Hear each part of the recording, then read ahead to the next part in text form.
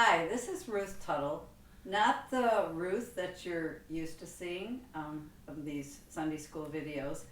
Um, Ruth is home recovering nicely from COVID-19, and Ruth, we send you our prayers and good wishes that you continue on that road to recovery. It's a beautiful Sunday, November 9th, and so I'm going to fill in for Ruth today and read the story of Esther. It's titled Esther the Very Brave Queen. Esther lived with her cousin Mordecai. They were Jews.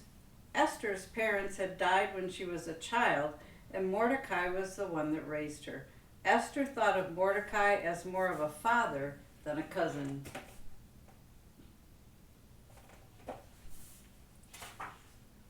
Esther and Mordecai lived in a time and in a land where a king named Xerxes ruled. Everyone obeyed Xerxes. Whatever he wanted, he got. And Xerxes had a rule. No one could approach his throne to talk to him unless he first asked you to do so. Anyone who approached the throne without first asking was put to death.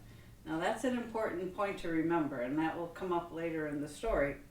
However, if someone did approach the throne without being asked, and the king waved his golden scepter, the person's life could be spared. "I need a wife," said King Xerxes one day. "Bring to me all the beautiful women of the land."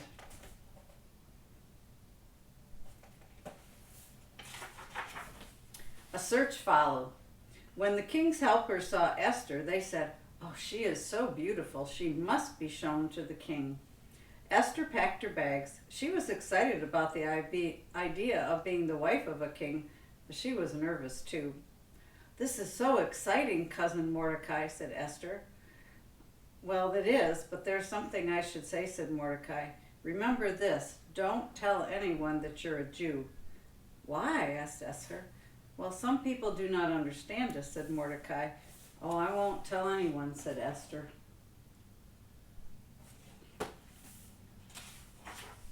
So they took Esther to the palace with all the other most beautiful women of the land.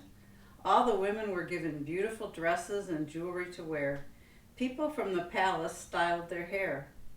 Esther looked around at all the women. With all these beautiful women, thought Esther to herself, I wonder who will be chosen as the king's wife. The king saw all the women, but there was something about Esther that made him love her above the others. "She is beautiful not only on the outside," said King Xerxes, "but on the inside as well."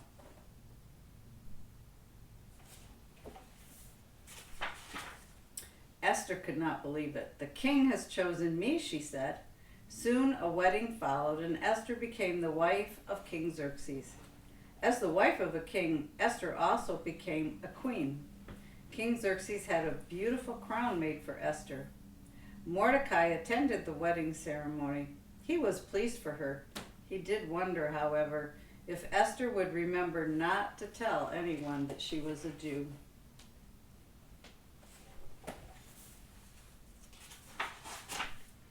King Xerxes had a helper named Haman. Haman walked around the streets of the land with his head held up in the air. He thought he was important. "I work for the king," he told people, "and so you must do what I say." And people bowed down to Haman. One day Haman walked down the street. As usual, everyone bowed to him, except for one man, and that was Mordecai. "Who is that man?" asked Haman. Someone told him that his name was Mordecai and that he was a Jew. Said Haman, and a plan came into Haman's mind.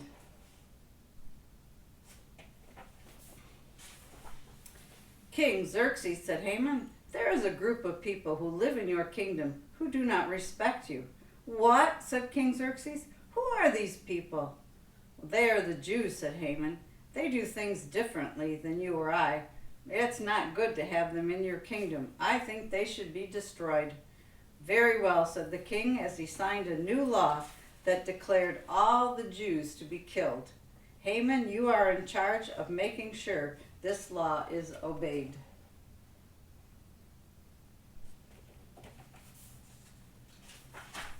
The law was read throughout the land. The Jews became really upset. When Mordecai heard about the new law, he sent a message to Esther at the palace. "Oh no," said Esther after reading Mordecai's message. "The king does not know that I am a Jew. I must talk to him and save my people."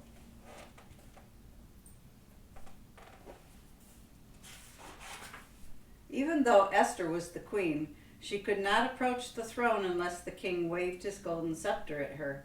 She walked up to the king. "I have to ask you something," she said. King Xerxes waved his golden scepter at Esther. "Yes, my queen, what is it you want? I would give you half of my kingdom if you wished." "Thank you, my king," said Esther, "but I only wish to have dinner with you and Haman tomorrow night. At dinner I will tell you what I want." "I accept," said King Xerxes. The next evening, King Xerxes, Queen Esther, and Haman sat down for dinner. "Delicious," said the king to Esther. "Now, tell me what it is you want. I know I would give you half of my kingdom." "My king," said Esther, "a law has been passed in the land that says my people should be killed." "Who would allow such a law that would harm my queen?" asked the king. He was angry. "Haman came up with the idea," said Esther. "The people to be killed are the Jews, and I am a Jew." The king changed the law. "If anyone attacks the Jews," said the king, "they are allowed to defend themselves." And he also sentenced Haman to death. Soon word spread through the land that Esther had risked her life by visiting the king without being asked first. "Hooray for Esther!" cried the Jews. "She saved us." King Xerxes declared a holiday for the Jews. "Every year at this time you should remember how you were saved," said the king. And to this day, Jewish people celebrate Purim to remember what Esther did for them. So I think Esther was very brave, not only being able to walk up to the king and say, "I need to talk to you," without being summoned, but that she was brave enough to tell him that she was a Jew, because he could have turned on her and had all the Jews killed along with Queen Esther. Queen Esther, the story of Esther has always been a favorite one of mine. I just have thought she was really brave to be able to admit to the king that she was a Jew. Haman was a pretty evil man, and so he could have destroyed her. So she had the courage to stand up and be honest. So I think about, when are times that we're faced with issues like that? I know in school, if you see a friend being picked on, having the courage to speak up and say, "No, don't do that, that's not right," or tell somebody else what's going on. I think even sometimes if you hear people making fun of someone who's a Christian, to be able to speak up and say, "But I'm a Christian, I believe in Jesus and I believe in God," that can take a lot of courage sometimes to admit that. So I want you to this week to think about Queen Esther, and as you go through your week,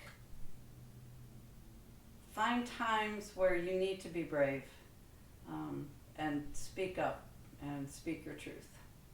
Thank you, and everybody have a great week, and Karen will be with you next week.